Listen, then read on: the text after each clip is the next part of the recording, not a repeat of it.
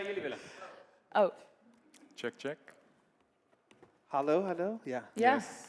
We're back on. Hello, everyone.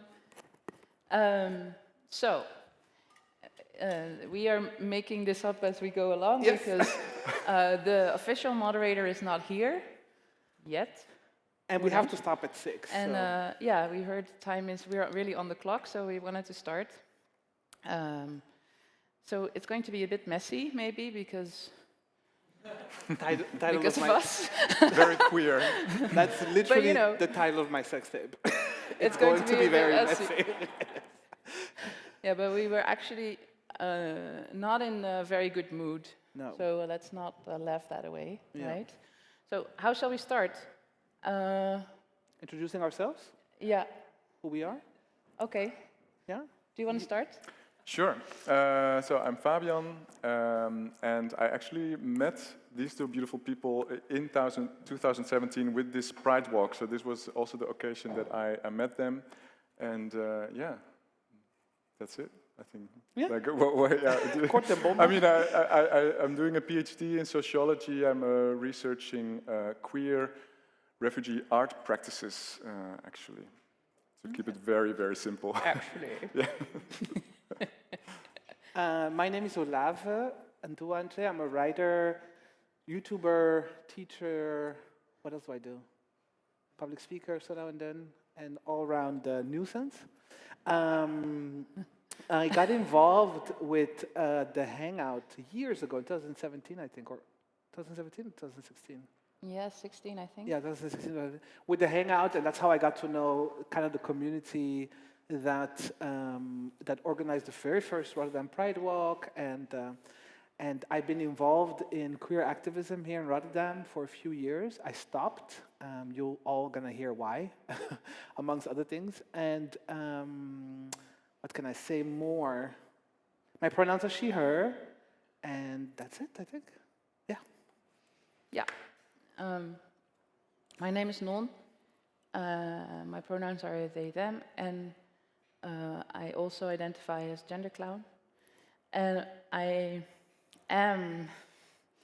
I'm here because I used to organize a lot of stuff in Rotterdam, a lot of queer stuff.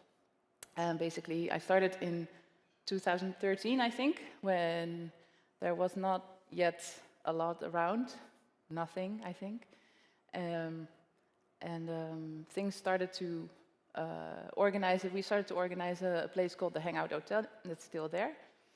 And that was one of the first things. And after that, I also got involved in Pride.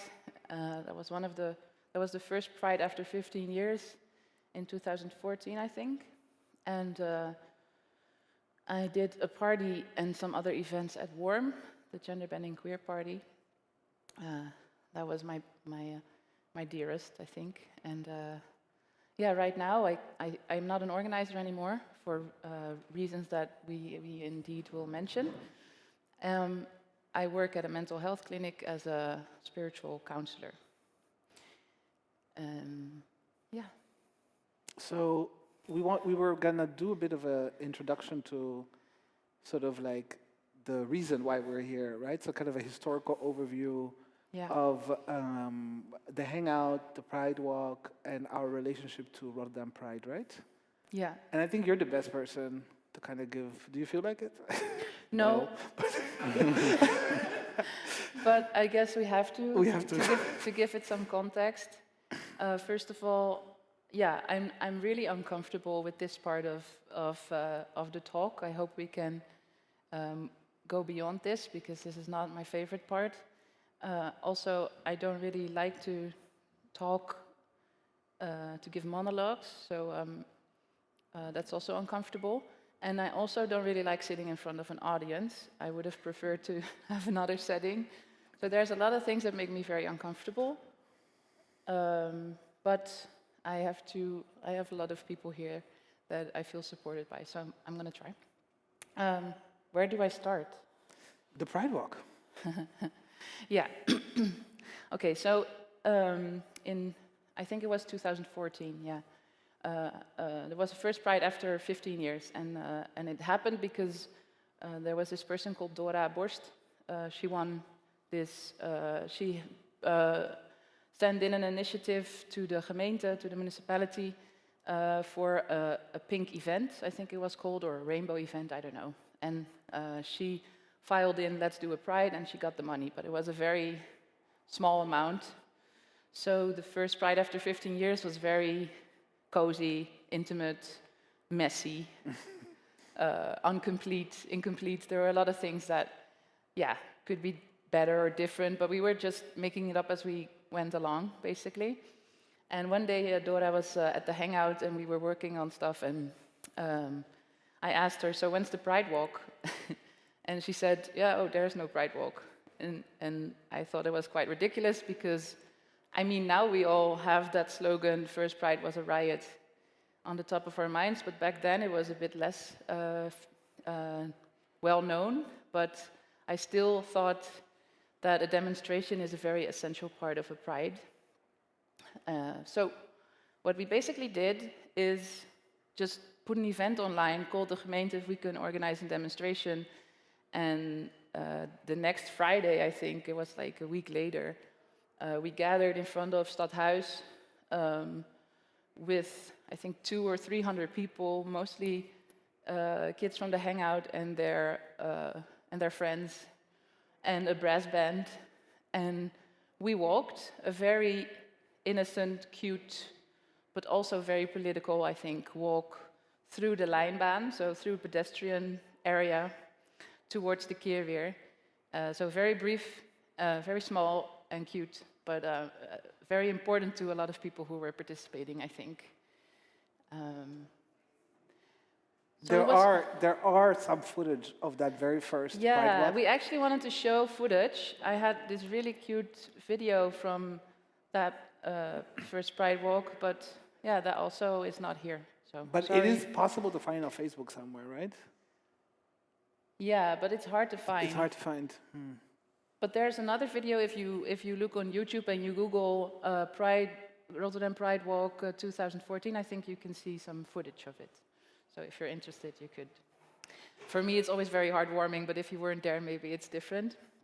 Anyhow, it was more of a success than everybody thought it would be. So Pride thought, okay, we'll do this again next year. But then shit hit the fan a bit, because Pride got bigger, also sponsors became involved. And I got into a bit of a discussion about whether the Pride Walk should be an event or a demonstration. And Rotterdam Pride thought that the Pride Walk could be an event with sponsors, because then we could have a stage and things could be bigger. And I A stage with a VIP section as well. with a VIP section, that is where true. VIP people could get Yeah. free drinks and whatnot, all that stuff. Yeah. Exactly. Yeah, where the sponsors could get free drinks behind a curtain, you know, and the rest of the people would be like drinking from their water bottles and like, you know. So I didn't agree with that, and I thought it would be better to just keep it a demonstration. But I lost that battle, and eventually we kind of came to a bit of a consensus that year. I invited some speakers for the stage who were a bit more political, and they got their event, and we did the Pride Walk. So that was already a bit disappointing. Oops. And then... Go on. Hello. Thank you. Go on. Hello, we also didn't get an applause, and we were on time. Well, Yeah, people. apparently there's a big construction. Yeah, thanks. Thank you. I'm so sorry. Apparently there is a big construction, and I had no idea. I never drive, so I'm really sorry. Welcome. I'm sorry. Thank you. Have you We just started. You've introduced yourselves, right? Yeah. And we're in the middle of the story of the Yes. Pride. Yeah, we're in the hard part. Okay. Did you by any chance bring the video on USB? No, they told me too late, so I wasn't Okay. able to do that. Okay, so no video. Yeah, where was I? So there was this agreement to kind of do this sort of halfway thing between political people on the stage, but nonetheless, sponsor presence, VIP thing is event style type of thing. Yeah. But the next year, Yeah. what So happened? is that, we're talking about 2017 now? Yeah. So Yeah. now we go into 2017, the year it all happened. Well, the reason why we're in a Yeah. transformative healing, Exactly. transformative justice and healing panel right now is because of something that happened in 2017 during the Pride Walk because of Rotterdam Pride. Would you like me to take over and explain some of the things, or do you feel like you want to? Yes. Okay. Okay. So at the time I got involved, I was given the video, and that was very heartwarming and very exciting. And I had been to the one with where Taufik had spoken and whatnot. That was also very exciting. By the next year, however, the people of Rotterdam Pride had, to begin with, made a strategic decision, I assume, to leave out in their organizing of the Pride Walk some of the more radical and critical elements, which one of them is none. So you start up something, they love it, they come over, change it, and then kick you out. So in that process of that and so on.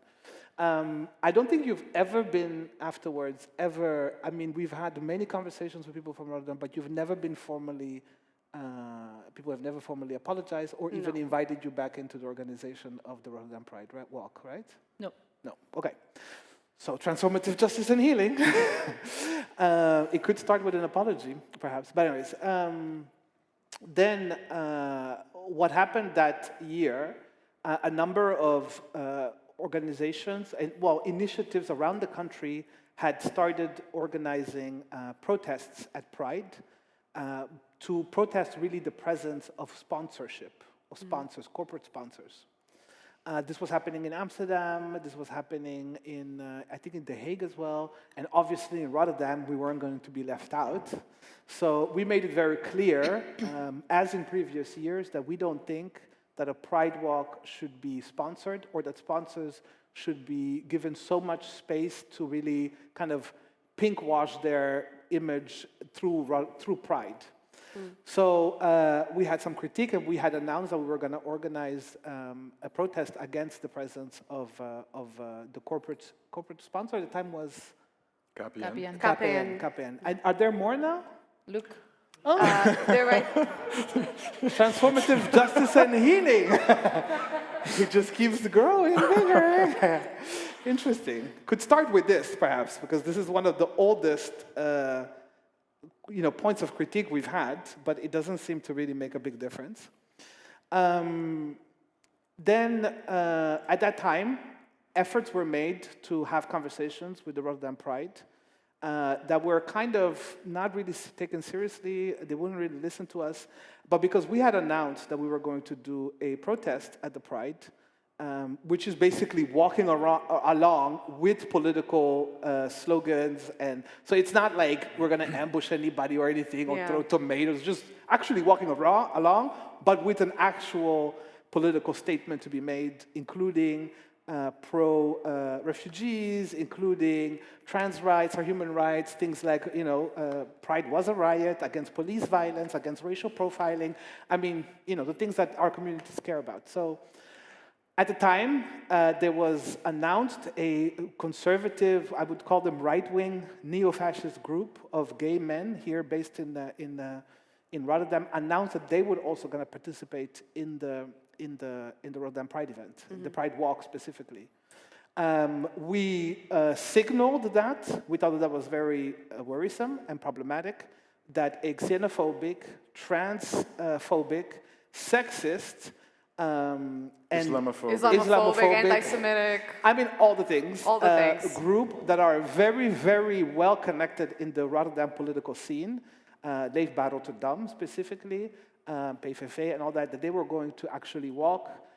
We thought that was problematic, and we thought that it doesn't fit with the idea of Pride. No. Pride is about inclusivity, not about people saying, all these other people in the Pride shouldn't be here. We are the only ones who should be allowed here. We told them, and what happened, frustratingly, we got no response from Rotterdam Pride to that announcement and to our, the fact that we were quite angry that they were going to walk and that they were going to be allowed to be walked in.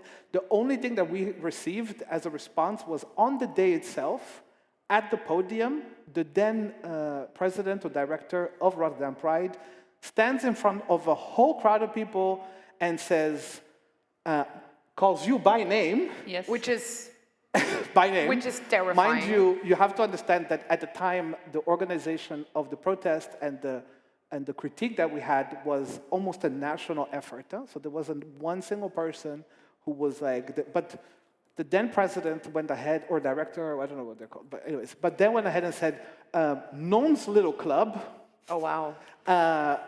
we will allow you to stay, we just want you to be nice.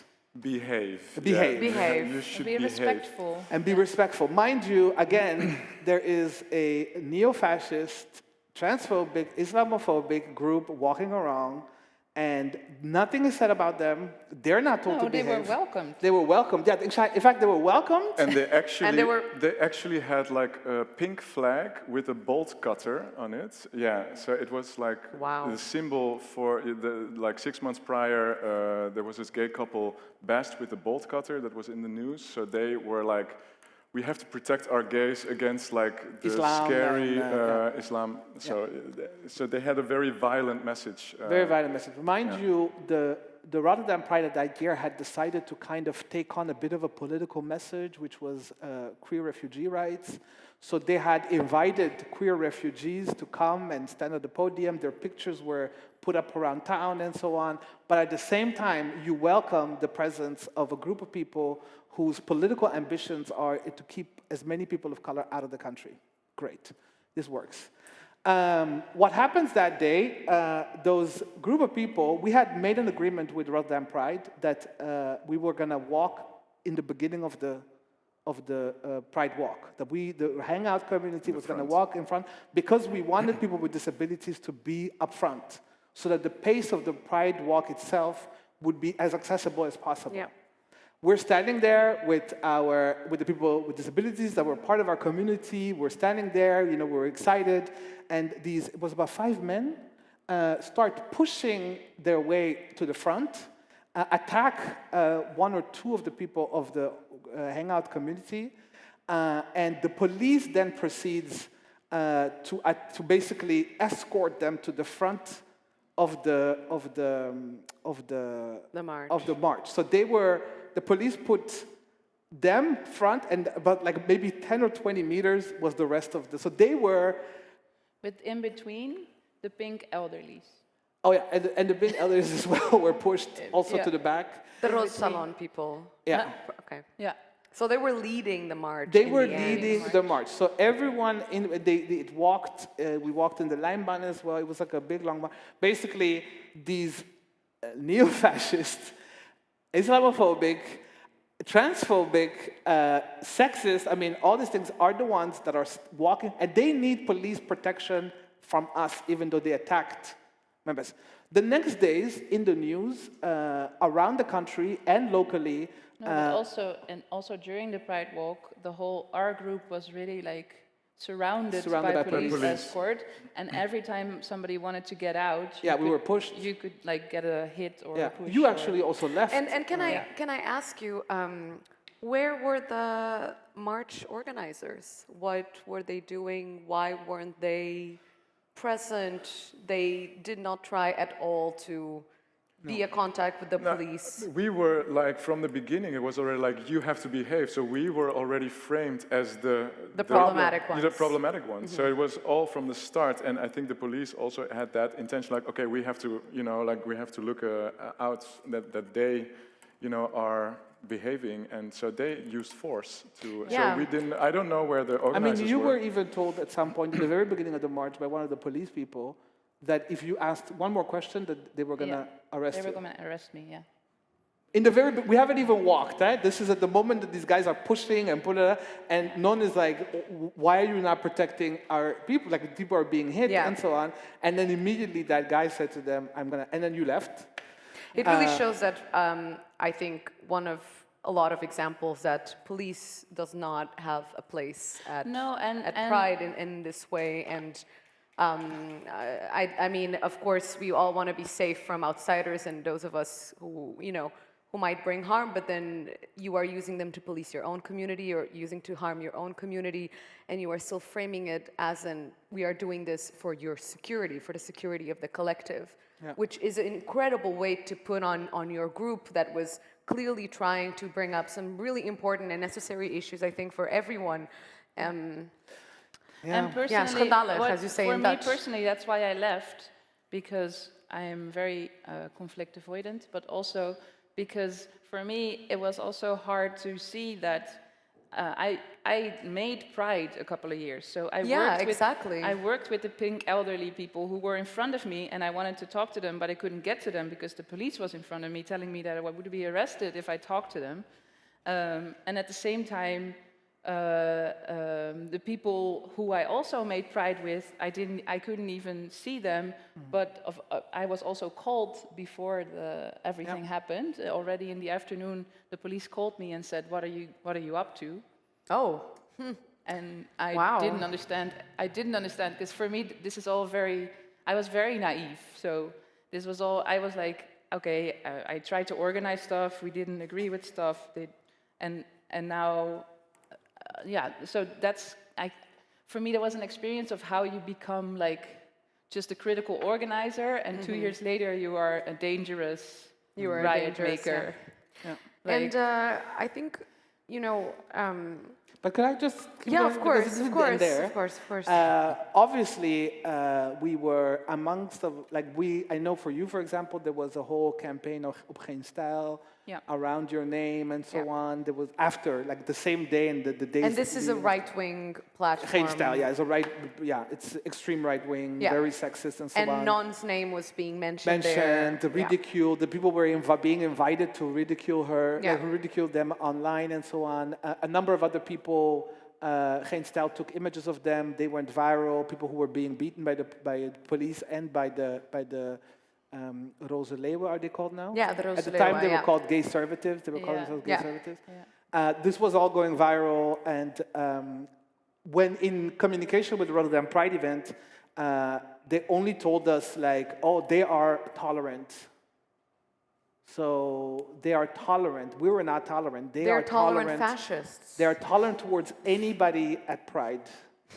It's this liberal idea of like, we don't see, you know, everybody's equal, everybody has their voice, we cannot, you know. Gezelligheid, as I like to call it. They also went online, went in the newspapers, in the municipality, and claimed that the reason why they invited and welcomed the gay conservatives, the reason why they, you know, spoke the way they did towards us was because they were tolerant. So we were framed as a problem, a hazard, dangerous, but also intolerant. Yeah. Right, so and invited afterwards as kind of like they wanted to sit around the table to have a dialogue with Reclaim Our Pride and the gay conservatives and Rotterdam Pride. Really? Mm-hmm. And when I said no thanks, you know, again I was. What is there to discuss? I didn't want to cooperate, so. What would be the point? What is there to discuss? What we experienced, me and Non went on one of the meetings with the directors of at the time, the director of Rotterdam Pride, and I think of Radar and so on. And literally, the meeting was about them telling us that they were basically right. Yeah. And we were like, we don't think you're right. And at some point, they got really angry at us even. It was like a very high emotions on the other side of the table. And as in, like, almost we were treated as just a bunch of, like impossible children who don't understand, like, you know, that they were tolerant and that we needed to basically mature. I got the sense, very strong sense, that they considered us to be immature, politically, perhaps also individually immature. That conversation went nowhere. There was no apologies made. There was no, you know, like, okay, we will, for example, next year be very clear that the Pride Walk and Rotterdam Pride does not stand for racism, does not stand for transphobia, does not stand for... They refused to do any of that because that was not their tolerance policy, and so on. Anyway, so that was that year. The next year, basically, me and you, I was living in The Hague at the time, You were not involved with the Rotterdam, anything with Rotterdam Pride or resistance or anything, but we were called every week almost by the police. In my case, the police also called my employer, told my employer that I was AWOL, nowhere to be found, that they couldn't reach me, and that I was likely to be organizing something dangerous to the health and safety of people at Rotterdam Pride. I was working for an LGBT organization, and my boss was also sexually harassing me at the time. So this wasn't a very nice moment in my career. At the end, I wrote about this on social media, and in fact, I had just moved to The Hague, and I had volunteered at a small LGBT organization, and they got an email from the local police in The Hague telling them that if they allowed me to work as a volunteer, that the police would no longer do anything with them. Yeah, so basically they were told, they were like, do not, cornering you and professionally. in the email, I saw the email, the person contacted me, was like, what is this? Like, this is so also, weird. you're not supposed to be reachable to the police. No, but this was before the whole this was reachability before. thing. This Wow. was just when I arrived in The Hague. And the reason why the police sent that email was because the organization had shared one of my articles on their Facebook page. Yeah.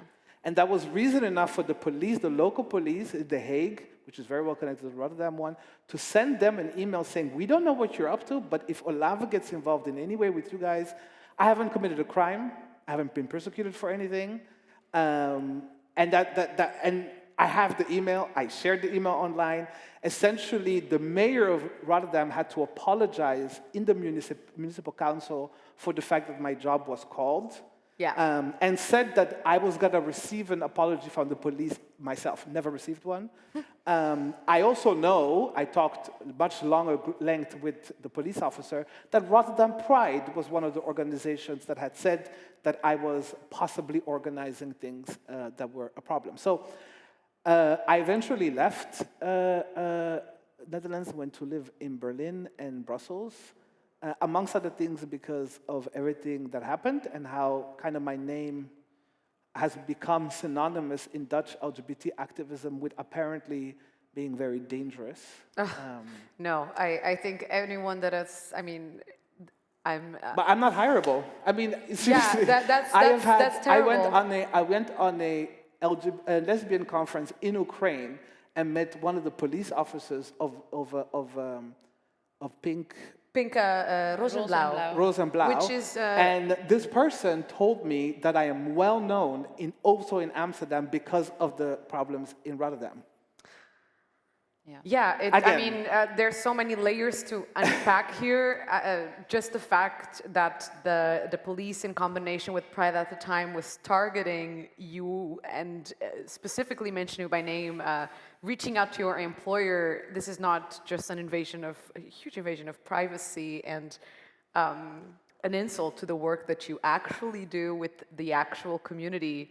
But I wanted to ask you all about the aftermath of what happened, which I think it's also really important for now, because this dialogue with Pride has been ongoing. In fact, 2 years ago, there were organizations that sent out letters to Pride asking them to resign, to take accountability. The Protest de Regenboog, an organization, a grassroots organization that was also protesting Pride. But this has all happened later. So what I'm wondering now, the aftermath in terms of care, was there anything in place? Were there structures? Was there this intention to provide support to you? Because is this something that happened or not? Well, it is something that happened in a very very chaotic, messy time. That also my involvement in the hangout got suddenly ended for reasons Unfortunately, that I wasn't happy about. So there was some stuff. There were a couple of things, and this is a very big a very big reason for it, why I decided to just not organize anymore in the community, except for the gender bending queer party for a while. And I don't know if there's any of you are organizers, but Show of hands. Who's here an organizer? Yes. I think there's something to say for why you do that. You know, there's one of my most biggest values is to just bring people together and create a bubble and be able to connect in that bubble and be safe together and play and So the community have fun. kept going after this. It wasn't dependent on this Pride Walk. What do you think? Not at all, not at all. But I do think that events like this can just what I wanted to say is that core value of bringing people together that you have as an organizer that got kind of like slammed out of me. That's something that that's something that I probably won't be able to heal anymore. I still can't do that. That's still something that I'm done with because and this is a very big reason why. And there's of course several possibilities when it comes to healing. Like I think for me, at that moment I decided, okay, Rotterdam Pride, exit, the end, whatever. But there's a whole community that's involved. So I can decide for myself to make it the end of Pride and not look at them anymore. But I can't really, you know. I was thinking today, it's like having this abusive ex who comes back every year to haunt you and hang out with your friends. Yeah. And then all your friends are like, oh, but they're fun now. Oh, but they've changed. And I'm like, yeah, okay, fine, but I don't want to. And it's really complicated. It gets worse because every year, at the end of it, there's always one or two or three people who will tell you, actually, the experience, again, was terrible because of this and this and this and that. And yet, the next year, they come back, completely rebranded, new panels, we're going to talk now. Yeah. You know, and especially targeting young queer people of color who don't know the history, who don't know who's done what, you know, like, and making them work for free. You know, giving like, oh, you're an intern or you're an assistant to this and this and that, making them work for free, having to mobilize their communities. Yeah. Really, I've had conversations with young, black, queer people who are like, but I really want to do something. Could you please help out with it? And that I kind of end up doing something because I feel bad for this person. Yeah. And then that person quits, either right before the event start or right after, or during. You know, so it's this abusiveness of this, you know, ex-boyfriend of kids come back. It's like hasn't stopped, as we can tell. Yeah, and you know, more and more and more. We talked about in our conversations, also on WhatsApp, when we were preparing for this, about what would it be a queer utopia where Pride is not your abusive ex, but maybe, you know, your fun cousin that drops in every once in a while in September to bring joy and distribute money in the community. So what, maybe more to Fabian and Olave, and of course to you, Non, what if you could maybe explain to us a little bit, what do you think you needed at that time? Like, what structures of care would you have, and also to all of you, what structures of care would you have enjoyed but also needed when this was happening? Because I think it's important that we also get some practicality out of this. What do you think in this situation? How can we support, even if it's in a utopic way? You have some ideas about what? Yeah, because Fabian, you are very well versed in you're doing your PhD also on. No, I'm not an expert. I really am not. No, I mean, I when I thought of like this transformative justice, I was like, okay, I think that's very interesting and very important. But what is actually community? Yeah. And if you talk about transformative justice, very, very briefly, you basically, sit with your community and work through things without canceling. So if you think of cancel culture, for the ones that don't know, You try to work it out amongst each other. So, I mean, you already said it. Basically, what we need is like, see us as part of the community and apologize maybe, and, you know, have a conversation. And like, it's clear, you know, like we, also me, I don't want to be part of a community with a racist, Islamophobic, so that's clear. So that's not, you know, I don't have to do transformative justice with them, you know what I mean? But for me, that was the first time that I walked with, you know, in this Pride walk, and I was completely like, I was full drag, high heels, full makeup, and I was just like, I had to recover for like 3 weeks, and I did not know what happened, and I still am not, you know, I'm not going to Pride, and this is such we're like trying a super to process it, I guess. Yeah, and this is like a super awkward situation right now that we're here, and we've talked about this, like are we gonna actually do this? Like, okay, but this is this moment, which I think we all sort of thought, you know, okay, maybe this is that part that we can at least start a bit of the conversation, and you know, the conditions are not perfect because it's just 1 hour or less, and I was late. I'm really sorry. and you're again. late, but yeah, I do think that.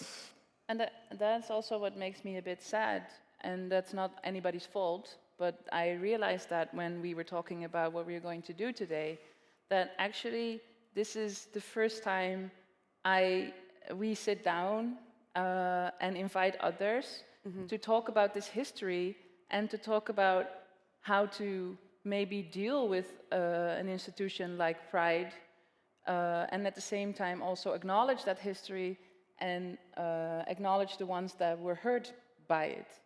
And I know a lot of things happened last year, but and of course I stopped organizing, so I didn't want to organize it myself. But I think that would have been really nice. And I know, I mean, I have an amazing community with people who come to my house and we talk about these things. And we have talked, of course, but on a more public scale, 15 minutes, moderator. On a more public scale, I think it makes me sad that we have to be here at Rotterdam Pride with, I think, nobody. I don't know if there's people from the organization, but I think only a few people that are working for them, yeah, but not the directors, or definitely not people that are still people, there yes. in the like Pride. de Graaf, Basil, all these people were still on the board when this happened and remain there today. They're not here, so I really don't care about bridging the bridges towards Pride. Like I think it's already really a little wonder that I'm here. But what I do care about is kind of like keeping the connection, because I also acknowledge the fact that there's young organizers here who need to interact with Pride and who maybe need the money, or I don't even know, the resources. Tell me reasons why you want to work with them. I don't know. But so maybe money could be a reason. I don't know. It's also something that I would like to see, like what money does Pride have and where does it go? But that's also a good question, because I work at the organization that works closely with all the other queer organizations in town, and it's apparently very hard to find out where the money is going. But give me a couple of months more. Conversation like why do you work with Pride, and or how do we work with Pride? If we work with Pride at all, and that would, like, for me, have a healing aspect to it, because that would acknowledge, not only to me but to the people who were there, what happened and what the history also is of. And this conversation. Can I just say something? Go. I honestly don't know how to bridge anything with a company. Yeah. When I'm talking about Rotterdam Pride, I'm not talking about people and, you, me. I'm talking about, this is a company. This is an evenementenorganisatie. They have they get a contract from the municipality. They get X amount of money.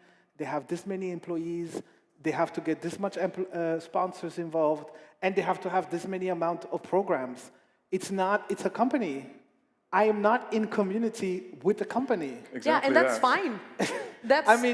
For me, my queer utopia is for this Rotterdam Pride no longer to exist. I have no shame in that. Like, I don't mind. Just like I don't think I want to bridge anything with Shell. Shell should stop existing. Yeah. Same thing with Albert Heijn. I mean, I don't understand why we're supposed to be like, sitting across people who are not there as human beings and persons, but who are sitting there as the functiebeschrijving.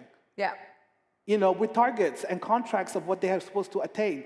That is not a conversation that is about bridging. That is literally about minimizing risks and damage and reputational damage for them. That's it. That's that's not somewhere a conversation that can be vulnerable. But the reason I think why we are is for our own community. So for the queers that we are in community with, and to start the conversation. The reason why I'm not terribly distraught by the idea that tomorrow, I don't know, like that Rotterdam Pride wouldn't get money anymore as an organization is because obviously with like 4 or 5 people in 2 or 3 days, you can organize a march in the heart of straight Rotterdam and have a great time. And 200 to 300 people can show up. And tomorrow there is one. You know what I mean? With or without the resources of the gemeente, it's not like we're not talking to each other. It's not like we're not creating. It's not like we literally have come to a point where the Rotterdam Pride is no longer going to do pride walks because the protests against the corporate sponsors has become so big that all of them refuse to fund if there's going to be a pride walk. That's the reason why you won't have a pride walk organized by Rotterdam Pride this year. So we are quite effective. Exactly. And none of that, nobody paid us to organize the resist, like we were able to do things, you know what I mean? So, and that doesn't mean your work doesn't deserve monetary compensation. No, it's I get paid. Not like this. I get paid, trust me, I get paid. Yeah. There's plenty of places like I refuse to do it for free, and I don't think any of y'all should do anything for free. I do think you're getting way too little money. If I hear about we got 150 euros to sit here per person? I'm sorry, when people have like actual, like people are, like the Rotterdam Pride has given a contract to evenementen organization. So the director of Rotterdam Pride has given a contract to her own company to run all this. That's real money, people. And that's the real money. Yeah, you're right. And if nobody does that. Nobody. I'm sorry. I have to. No, it's okay. Nobody organizes a whole thing for 150 euros. That's not what they're. That's not why they're sitting here and negotiating with these sponsors who are like, "Ooh, it might be too hot for us." That's not, they don't do it for the 150 euros. They're straight people also on top of it. The organizer, the director is a straight person. It's not like that they care so much about our community. It's so sad. Yeah. And they really, because none of us are competent enough to run it ourselves. No. That's not the issue here. That is not. There's so many people are making people. money, and I think it's very corrupt. It's extremely corrupt. I've talked to this person, promised me she was going to quit because she understood of how problematic it is that she was hired as a straight woman from Amsterdam to come and run this thing. She hasn't quit yet, has she? Tea has been spilled, people. You heard it here first. But this is important. I just could not remember her name because she was on the phone with me, and this was what you're talking about, like healing. She called me to talk about everything that happened when she. Like this was last year. This was last year with the letter, No, this was last year because she wanted me to be part of this talk and so on. And she called me, and she's talking to me. I've described a little bit what happened to me and what happened to us in 2017. And she was on the phone, almost crying about how difficult it was for her. I mean, and this was after several attempts to reach out to the organization. Like I've been in meetings with Rotterdam Pride where I've told them exactly. This is why people don't dress this way. And then they always say, oh, really? I told her on the phone, I really don't care for how hard it is for you because you are making money. Yeah, you're getting paid at the end of the day. So please leave me alone. Why are you calling me to cry about how difficult you've had it? Yeah, it would have been, I think... So I don't think that the aim, this transformative justice and healing, I don't think we do it to somehow... I don't know, for Rotterdam Pride 2021 or whatever to feel. And I think it's fine that we reach the end of this and we say, actually, there was no transformative justice that happened. Actually, the healing that took place wasn't provided by Rotterdam Pride at all, as Non said. I've transformed. Yeah, it's just not taking them into consideration. And I think that's really important to make clear that this corporate pink-washed celebration does not define our organization or who we are, and will not, and we will grow parallel to it, and other things will sprout, and this will go on as, you know, But y'all do your realize problematic ex. I gotta Question. What would you all want us to take from this today? Us being here, we are participating right now as well, being here, sitting here. Yeah. What would y'all want for us to take from this today, going forward with this? Yeah. Can I answer that? Yeah, Kim I always offer has two- on-point Can I offer questions, yes. two answers to that? One is, don't invest too much in bridging anything with the company. This is a waste of your time. Two, mobilize, because the person who Yes. gives them the money is the municipality, and it's your money. Yes. It's your parents' money, it's your neighborhood's money, and you really should question why so much money that goes to LGBT emancipation Almost $1 million. goes to 1 week of the year. Yeah. That should be the conversation we're But having. also, I would add, do talk amongst each other, and so Yeah, it is important to heal, and it is important to talk about these very complicated things, because I think that there's a very shallow understanding of the LGBTQ plus or community in general. Like, people put it as one community, but it is not one community. And- Queer people are like queer in the sense of radical, like resisting capitalism, racism, homophobia, transphobia. That kind of queer, that is not the same as lesbian, gay, and bisexual, normative. So there is a real divide. Yeah. And I think within the community, it is important to talk about these very complicated things, because we don't know, but we need to heal. And maybe, for example, would you say that the goal is to police each other and make sure that, for example, your friend is not taking gigs there, or is it more of really creating these parallel Look, celebrations? if you're going to be invested, Nu wil ik wat zeggen. Yes. it's messy, Viva. Yeah, because I've been through it. So, again, the metaphor of the abusive boyfriend. So, what if that happens? If the abusive boyfriend comes back every year, and you know that he's the ex. I'm gonna use he because hey, mostly it's. It's a him. Abusive ex? Okay. He's the ex of this and this and this and this person, and he did them harm.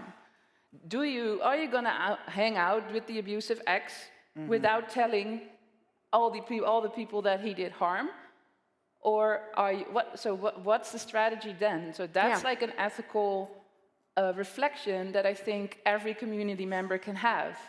And personally, in my case, for instance, I loved that the moment people wanted to get involved in Pride this year, some of them called me and said, hey, Non, I kind of have this dilemma because I maybe want to get involved with Pride, but I also know you and your history. So how do you feel about that? That was all I needed. And that didn't happen all the time. And I think what I missed, like I just said before, is more of a bigger, a conversation on a bigger scale about this. That's something that I missed. But personally, that's the reflection that we should have. If there's people who have been done harm by a big institution, and this time it's Pride, but it's going to be check in with them before you engage with that institution. It doesn't mean that you can't engage with it, but just keep lines, check in with people. It's that's always a good thing to do. Yeah, make space also for this conversation to take place, because, maybe someone really needs the money and needs the gig, and are we to judge how they get their money? Exactly. I know, yeah, exactly. Personally, I think we should be helping each other to ask more money. Because they are getting away, they're buying our souls, well, not our souls, but they're buying our time for very little. We should be helping. If you've got a friend that's going to get involved with something, don't be like, oh, you can't do it, I'm going to boycott you. Be like, listen, how much are they giving you? Ask for more. Yeah. That's one. And second, I think it would be really helpful for us to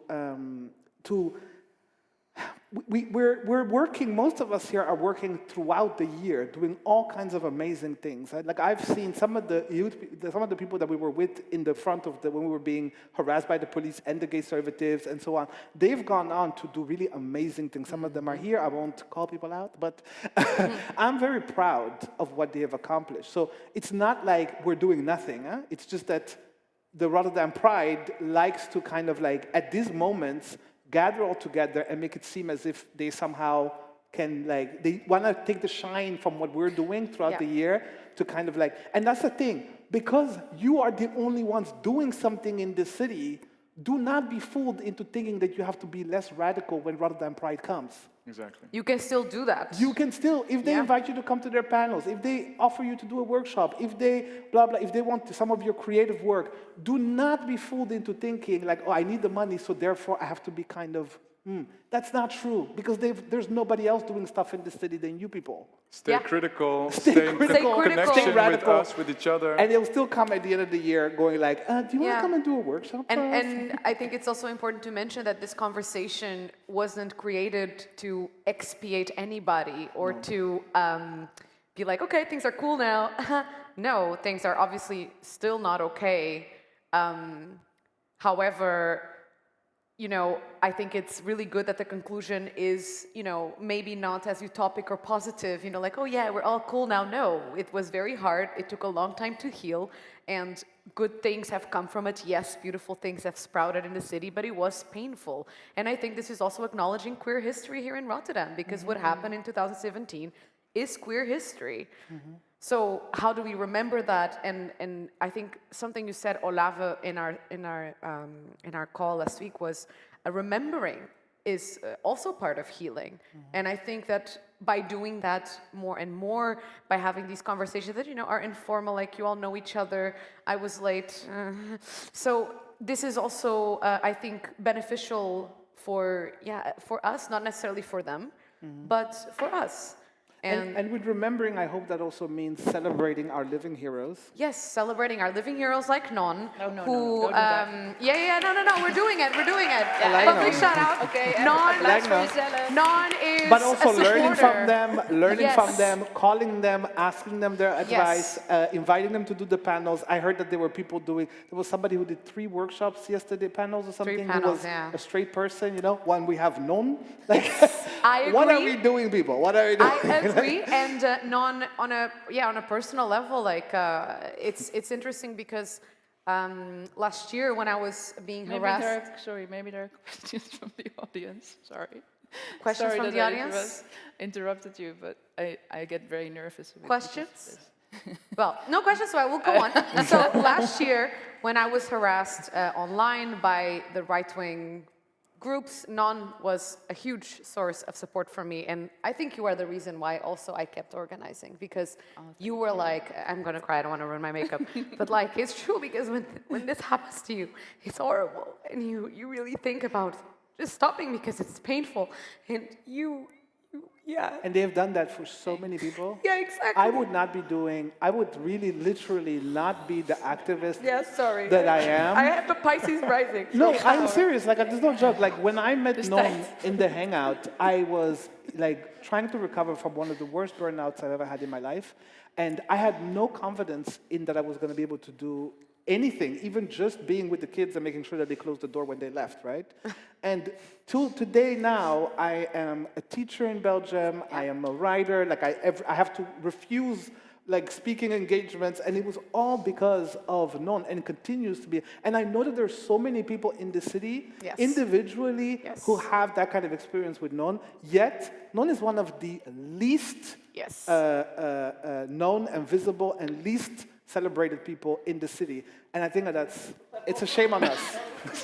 It really is. Well, we My sibling celebrate once disagrees. in a while, but It not really enough. is. I think it is a shame on our community as well, how often people like Non who do the work that they do, we really let them be in invisibility, while just a thank you like this one could maybe give them another day, another half. Don't let this happen. I also want to say something because oh my god, I also They don't like this. Feels like ceremonial. Let me say something. something that was like really healing for me was the possibility for me, because of the hangout, mostly because of the hangout, I met all these kids from a younger generation, and the moment I crashed, there was a bunch of kids there saying, okay, we want to continue this, and we're just it was the end of the Gender Bending Queer Party, and the last edition, and there were a bunch of kids saying, okay, we don't want this to be the end, let's take over, and that became what's now known as the Cloud Collective. And the Queer Rotterdam. So that's also for me, I think, very important, and also continually an important part of healing, the connection between different generations. And as a queer of 39 years old, I feel quite old in this community. And I think I'm so grateful for having connections to the younger generations. And I think a lot of queers my age, or even older, don't have that. No. And that even older. and that's, I think, also very hard. So I think there's also a lot of healing in intergenerational connections. Yeah. Yeah. And, you know, it's also interesting how, you know, I am now the coordinator of the Hangouts. And so it was something that you started, and, you know, we always talked about all these things that need to happen in the city. And I think, you were amazing. Like, I don't know what to say. It's like, hug your fellow organizer. That's the message. If you have a friend that is an organizer, maybe give them a hug and be like, "Are you okay?" Maybe bring them some chocolate or something nice once in a while, because, like you said, sometimes there is no visibility. Sometimes people don't know it's you.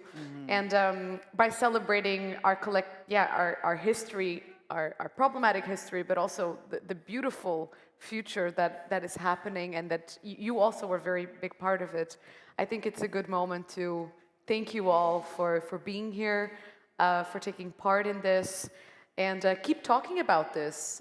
I think that's the most one of the most important things also, to remember that this is a process that is still happening, and you also can be part of it. Organize, reach out to your community members, grow in the parallel to the pink-washed capitalist problematic eggs. So And and to conclude, if you promise you will quit, maybe you should quit. Yes, also that's very important. It's important to share the good. So I want to thank Fabian, Olave, and Non for coming for our talks, because this was a process. We've been talking about this since the end of August, that, you know, but also this was going to thank happen. you for initiating this, because that was also a really, I'm really grateful for that you were really like, okay, I want to work with Pride, but this is my idea. I want to have this was talk, the condition. otherwise I won't. This was the condition. It was the condition, so thank you for that. Yeah, no worries. It's my fucking pleasure. Sorry. So yeah, thank you so much for coming. You can find all of us on Instagram. I believe we are tagged on the. I'm not sure. If you want to find us, Google us. I don't know. Don't find me. Don't ask me. Thank you so much.